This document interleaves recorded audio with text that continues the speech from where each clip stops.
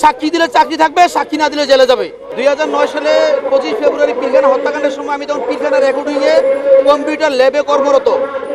আমাদের ল্যাবের দায়িত্বে ছিলেন নায়েব সুবেদার সহকারী সুফিউল্লাহ সাহেব। যখন গোলাগুলি শুরু হয় তখন উনি রেকর্ডিংয়ের 2টা কেচিকে তালাবদ্ধ করে দেয়। তালাবদ্ধ করে দিয়ে আমাদেরকে এসে বলে যে আমি বাইরে গোলাগুলি হচ্ছে, কিসের গোলাগুলি হচ্ছে তা তো জানি না, আমি রেকর্ডিংয়ের মূল গেট তালাবদ্ধ করে দিয়েছি, তোমরা এখান থেকে আমার আদেশ তার কেউ বেরোবে না, চাবি আমার কাছে আছে। তো আমরাও তো আর মানে বুঝতে পারি না যে বাইরে মানে কি হচ্ছে বা কি আসে বিষয়।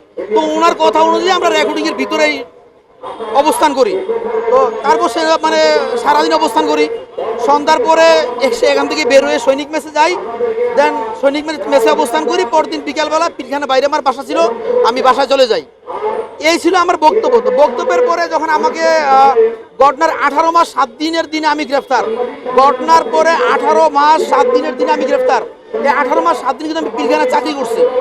আমার অপরাধটা ছিল কি, আমাকে গ্রেফতার করার আগে আমার যে স্টাফ অফিসার ছিল মেজর মুকাইদ মোহাম্মদ আলী, তিনি আমাকে ডেকে নিয়ে বলেছেন, মমিন তুমি যেমন আমার অধীনে চাকরি করো, আমি চাকরি করি ডিজির অধীনে।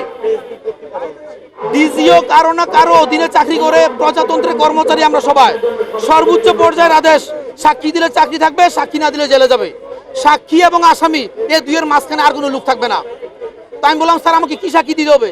বলতে তুমি বলতে হবে যে 5 জনে মিলে মেজর মুখে খুন করছে, আমি 10 হাত দূর থেকে দেখছি। আমি বললাম, স্যার আমার প্রত্যেকটা স্টেটমেন্টে লেখা আছে যে আমি সেদিন রেকর্ডিংয়ের ভিতরে ছিলাম, আমার সাথে আরও 2 জন ছিল, তারাও এখানে হাজির আছে, আপনি তাদেরকে জিজ্ঞাসা করতে পারেন। বলতে আমরা তদন্ত করছি, সবই জানি, কিন্তু ভাই কিছু করার নাই, তুমি যেমন চাকরি করো আমিও চাকরি করি, আমাকে আদেশ পালন করতে হবে। তুমি যদি সাক্ষী দাও তোমার চাকরি থাকবে, সাক্ষী না দিলে জেলে যাবে। তো আমি মিথ্যা সাক্ষী দেয়, যার কারণে আমাকে তারা মনে করেন কারাগারে পাঠায়। দ্বিতীয় কথা হচ্ছে, এখন আমি আপনাদের মাধ্যমে বাংলাদেশের গণপ্রজাতন্ত্রী বাংলাদেশ সরকারের মাননীয় প্রধানমন্ত্রী জনাব তারেক রহমান স্যারকে শুধু অনুরোধ করব যে হাসিনার সময় যে তদন্ত হয়েছিল, যে বিচার হয়েছিল, সেটা সম্পূর্ণ মিথ্যা। কারণ আপনারা তদন্তে দেখছেন যে এই ঘটনার সাথে সরাসরি হাসিনা সম্পৃক্ত।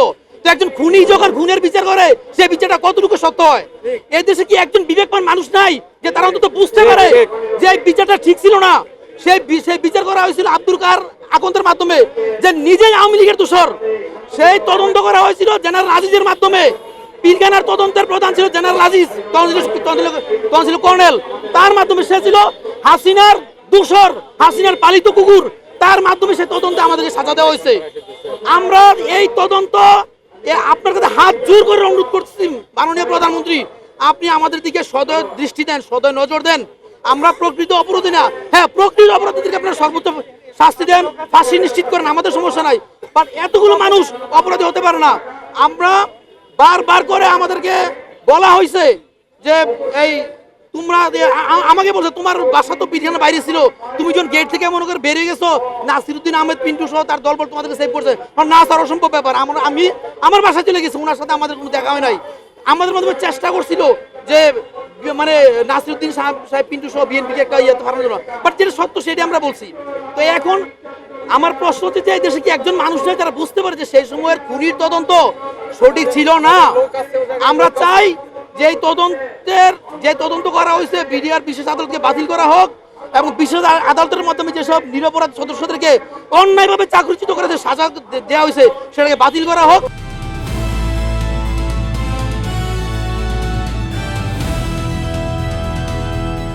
দিনাজপুর টিভি, মানুষের জীবনের কথা বলে।